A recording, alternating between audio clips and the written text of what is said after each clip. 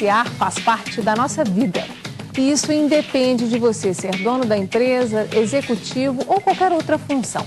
Praticamente todos os nossos relacionamentos nos exigem algum tipo de negociação. Há momentos em que fazemos isso automaticamente, de forma inconsciente. E há ainda aquelas negociações que nos tiram do sério, que nos exigem muito preparo e que nem sempre chegamos a um bom resultado. Isso acontece principalmente no mundo dos negócios, no qual saber negociar é condição para se ter uma empresa bem-sucedida ou então uma carreira de sucesso. Por isso convidamos um dos maiores especialistas brasileiros em negociação, Márcio Miranda, que esteve em Belo Horizonte participando de um evento da AmCham, a Câmara Americana de Comércio para o Brasil, para nos responder 6 perguntas sobre o tema. Para começar, perguntamos ao Márcio Miranda qual é aquele tipo de negociação que podemos chamar de bem-sucedida. É quando apenas um lado ganha muito, quando os dois lados ganham muito, quando os dois lados ganham igualmente. Confira as orientações desse especialista. Uma negociação bem-sucedida é aquela que os dois lados saem com a sensação de ter feito um bom negócio. Não que isso necessariamente tenha acontecido. O mais importante não é o resultado, é a sensação de ter feito um bom negócio, porque assim as partes voltam a negociar novamente. Então, se você estiver negociando com alguém, preocupe-se com o resultado que você vai obter, mas preocupe-se também de como a outra pessoa vai se sentir ao término dessa negociação. Bom, com certeza essa sensação que o Márcio Miranda cita, ela vai ser percebida por você nos sinais, no olhar, no corpo mais relaxado, na voz tensa ou não. Então fique de olho, essa com certeza é uma boa dica. A segunda pergunta que eu fiz ao Márcio Miranda foi sobre o tempo de duração de uma negociação. Se ela for rápida, significa que foi mais bem-sucedida? Ou para o resultado ser bom, a negociação tem que demorar, tem que ser longa? Confira a resposta. A negociação rápida, você faz uma oferta, o outro lado aceita, fica uma sensação no ar de que ele aceitou muito rápido, que de repente aquilo não foi o melhor negócio. Também aquela negociação que vai se arrastando, que é longa, que passa da hora, não agrada. A negociação tem um tempo certo. O que é o tempo certo? É você entender o que o outro lado precisa, ele entender o que você precisa, você chegar em um número que seja comum, que seja de acordo para os dois lados e selarem a paz, fecharem o negócio. Negociação rápida geralmente termina mal para um dos lados. Opa!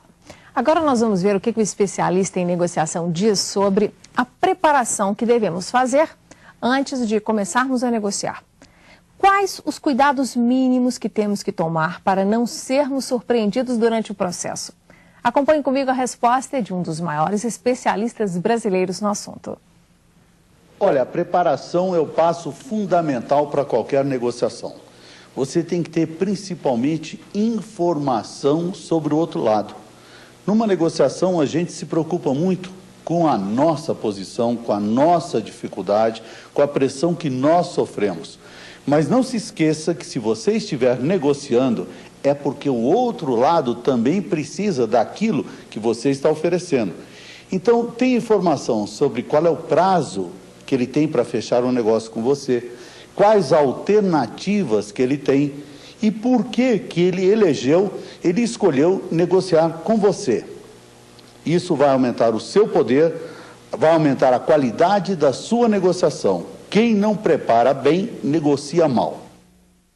Opa, preste atenção nisso. Na próxima pergunta, eu quis saber do Márcio Miranda se a primeira impressão é a que fica, também quando estamos negociando. Ou seja, se você se sair mal na primeira vez em que abrir a boca em uma mesa de negociações, será que isso vai colocar tudo a perder?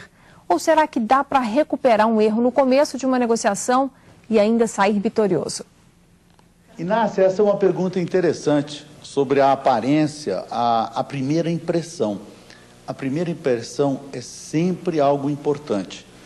Por exemplo, se você vai negociar, você espera uma pessoa bem vestida, se for um homem de terno, gravata, enfim, e chega uma pessoa de bermuda, com barba de 2, 3 dias, cabelo desarrumado, você fala, não passa firmeza. Essa impressão, por exemplo, um médico, por que o médico usa um uniforme? Um dentista usa um uniforme branco? passa credibilidade. A roupa, a aparência passa credibilidade. Mas não é só a roupa, é a maneira como você se expressa, a firmeza que você tem ao defender seu ponto de vista, os acessórios que você usa, tudo isso influencia uma negociação. Aliás, não é só a primeira impressão, a primeira oferta que você faz também vai influenciar diretamente o resultado da negociação. Se você avaliou mal a situação e fez uma primeira oferta errada, é a partir dali que vão acontecer as demais. E é difícil você recuperar. Porque uma negociação, se você começa mal, dificilmente você consegue reverter. Aliás, na prática, você conseguiria reverter se você trocasse o negociador. Muitas vezes você substitui a pessoa por uma outra e volta a negociação a estaca zero. Tentar recuperar com a mesma pessoa é difícil, aliás, é quase impossível. Essas dicas do Márcio estão realmente muito boas. E a próxima é: sabe aquela frase bombástica ou um argumento imbatível que todo mundo sonha em ter quando entra em uma negociação? Uma espécie de cartada de mestre. Pois bem, eu também perguntei ao especialista em negociação, Márcio Miranda, se é mesmo bom ensaiarmos algumas jogadas de grande impacto e, com isso, surpreender os opositores na negociação. Será que isso é bom? Será que funciona? Vamos conferir a orientação de Márcio Miranda. Muitas vezes, durante uma negociação, surge um fato novo. O oponente, por exemplo, você estava negociando a compra de 5 carros para sua empresa. De repente, o vendedor fala: Márcio, eu posso lhe dar uma oferta muito boa, mas se você comprar 10 carros. Você não está preparado para negociar o número de 10 carros. Você começa a fazer contas naquele momento. De quem é a vantagem? Total do vendedor do carro. Ele já se preparou para aquele cenário de 10 carros. Você tinha 5 na sua cabeça. O que você deve fazer? Você deve ter um elemento surpresa, um pacote para apresentar, o qual ele também não esteja preparado. Você fala: bom, você mencionou 10, me diga uma coisa, e se a gente falasse de um leasing de 30 veículos? O que você poderia fazer por mim? Nesse momento, quem está despreparado, quem foi pego de surpresa, foi o vendedor dos carros. O que acontece? Na maioria das vezes, ele esquece os 10, você esquece os 30 e voltam a discutir o quê? Os 5 carros que eram o objeto inicial da negociação. Toda vez que alguém lhe apresentar algo novo, surpreendente, faça a mesma coisa com ele. Geralmente os dois lados daí caem na real, abrem, esquecem aquilo que era novidade, esquecem aquilo que era uma surpresa, ou talvez até uma tática para desnortear o outro lado e voltam a discutir o assunto principal. Esteja preparado para enfrentar esse tipo de argumentação e, se for possível, de vez em quando, utilizar para até mesmo desestabilizar o seu interlocutor, o seu oponente. Mais uma boa resposta. Essa foi a quinta, nós temos ainda a última. E essa é uma verdadeira aula de negociação, né? Para nós encerrarmos, né, todas essas dicas que o Márcio está nos dando, eu quis saber dele ainda mais uma coisinha.